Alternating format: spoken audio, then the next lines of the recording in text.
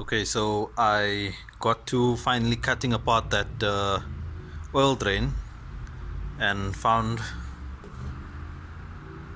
that it was fully gunked up. So that's why I couldn't push anything through it, because it was filled with sludge. So I'm just gonna try and clean out and see how much sludge comes out of it, but that's what we're dealing with.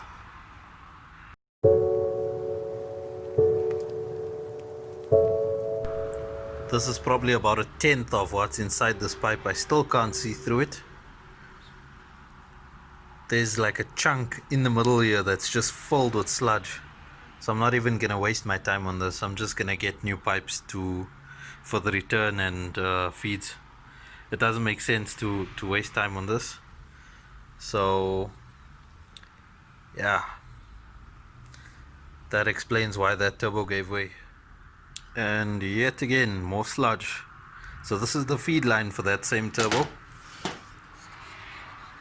You can see that's pretty hollow, but over here we've got sludge, so I'm gonna push a wire through that and see how far it goes. But yeah, oil feed lines, oil return lines, they're gonna have to be new.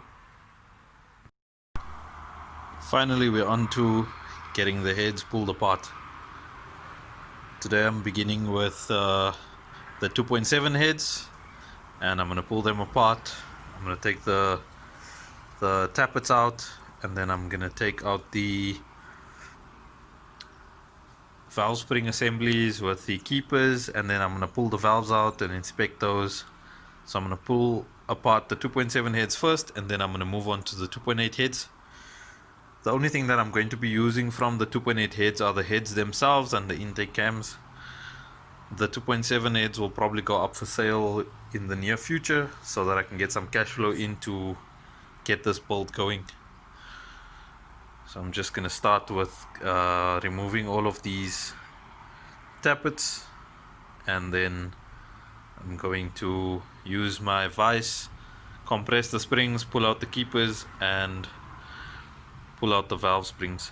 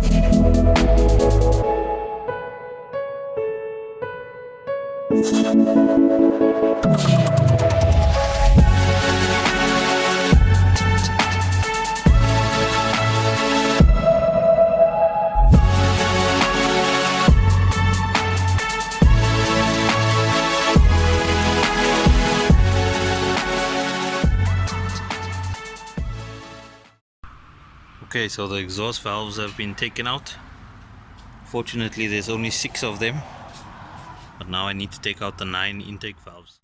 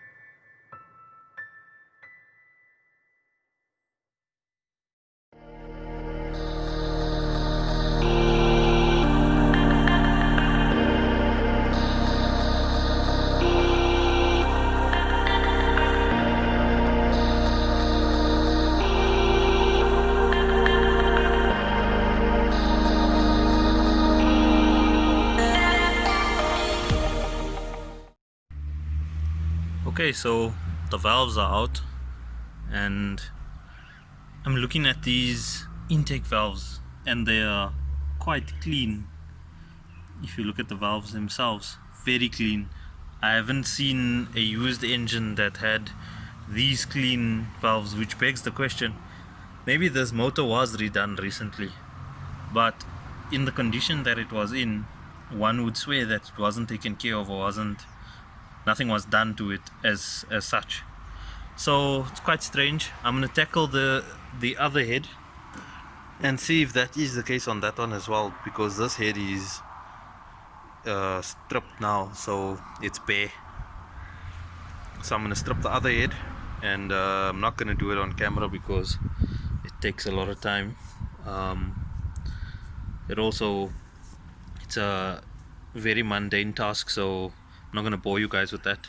Something that I did notice is that there's a bit of scoring on this journal, so I'm just gonna have a look at the cap as well to see if those same marks are on that cap as well. Okay, so that's the end of that. The 2.7 heads are stripped, and all the parts are bagged and tagged, marked by cylinder number and the number on the valve, like valve number 1 of cylinder 1, and so on and so forth. So now I'm going to strip the 2.8 heads, and then we're going to do a comparison of the components on the heads themselves, and then we're going to look at what needs to be changed and what's going to be used for the build.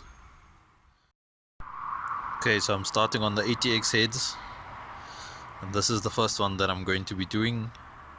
So I just took out the cam caps and took out the cams and took out the cam chain tensioner as well. So now we're gonna pull out the tappets and we're going to start taking out the valves.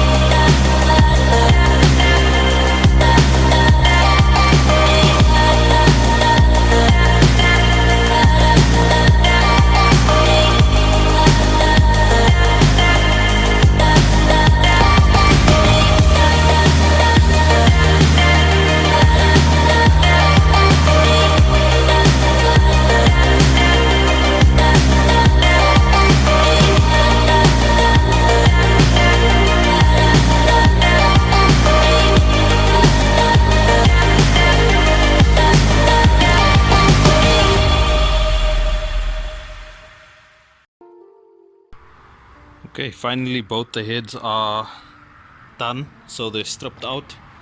All the components are bagged and tagged. So the head that you're looking at the moment is the ATX head, and this one over here is the ADR head. Have a look at the sludge in this area over here, a little bit over there.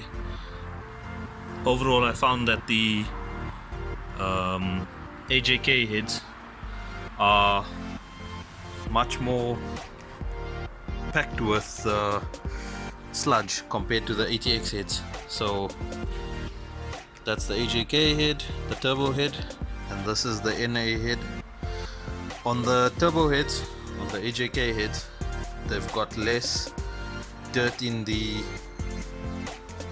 valve or the ports, sorry, and also in the chamber itself where the valves sit. Whereas on the ATX heads, they've got a lot more build-up in them. But overall, the ATX heads are in much better condition than the AJK heads, so that's one more reason why I'm going to use them in place of the AJK heads.